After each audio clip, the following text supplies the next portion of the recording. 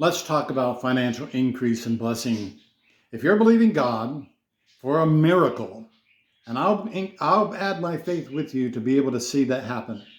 But I believe that if you're believing God for a miracle and the only conduit of blessing that you have in your life is the job that you go to each and every day, uh, I'm telling you, you're limiting God, because a job can only increase your pay a certain amount, because there's limitation there. Now they can give you bonuses and things, and that's okay, but it's not going to do what God wants to, his desire is for your life. And that is to pour out unto you a blessing that you're not even able to contain.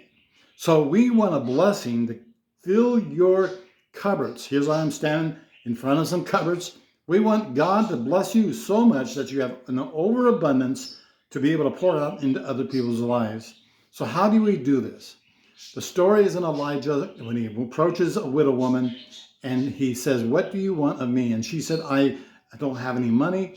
My husband left me with all these debts. I don't know what to do. And he instructed her. He said, "What do you have?" And see, first of all, you got to have something, right? You got to have something. And so she had a vase of oil. She had a vessel with oil, a jar of oil. And she said, "That's all I have." And so he told her to go out to the neighbors, borrow other vessels, borrow jars, bring them into your home, shut the door with yourself as with your sons. And then what I want you to do is begin to pour that jar of oil into the others and see what happens. And so she did that. She followed his instructions. She began to fill up that jar, the first jar, and it filled up. And she noticed it.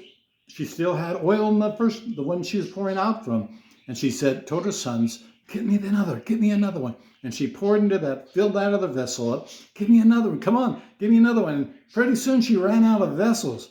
Now I wonder what would have happened if she hadn't run out of vessels. Do you think she would have been able to continue to fill even more? Absolutely. So the fact is that we need a vessel, a jar, for God to fill in order for us to see increase in our life. So what I'm saying here is that you need more than just a job. You need to be able to provide a way that God can bless you. There's no better way than owning your own business. And in fact, I believe digital marketing is that type of business that can give you the flexibility. You say, "Well, I don't know anything about digital marketing." Well, that's why you need a blueprint. And so what I want to introduce to you is a blueprint, instructional blueprint, along with a community that will support you and help you. This is a step-by-step, paint by the numbers system that you follow. And if you follow it, believe me, in the next 90 days, we're talking about a very blessed Christmas.